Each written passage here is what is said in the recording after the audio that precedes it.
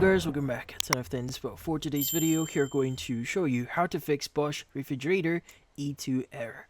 So, if your Bosch refrigerator here has or you're getting that E2 error, well, there are a few things here that we need to know and we need to do to fix this issue. So, first, let's understand why this issue is happening. Now, the E2 code usually points to a problem with the freezer compartment temperature sensor. So basically, the sensor is either faulty or it can't properly communicate with the control board to monitor the temperature. So, what can you do? So first is you may want to do a simple reset. So how do you reset? How do you do the simple reset?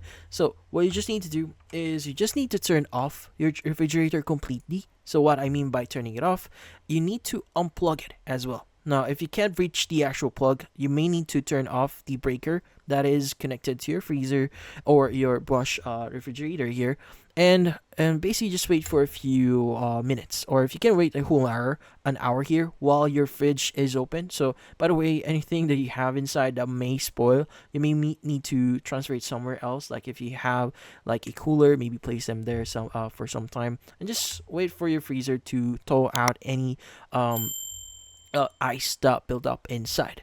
Now, in this case, once you've powered it off, once the ice here is fully melted, you waited like an hour, go ahead and plug it back in, turn on the breaker, and see if that actually helps.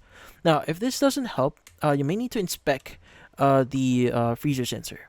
So you want to locate the temperature sensor inside the freezer. So you'll see wires leading to it. So you may need to disconnect the harness carefully and check the wires for any visible damage.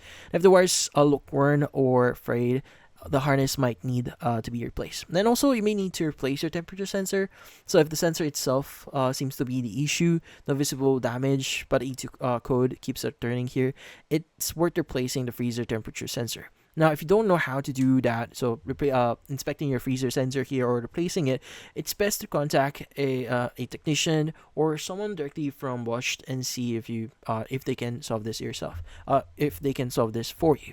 Now, by the way, if you're don't do this yourself if you're not aware or not sure how to do it exactly for safety reasons. But that's about it.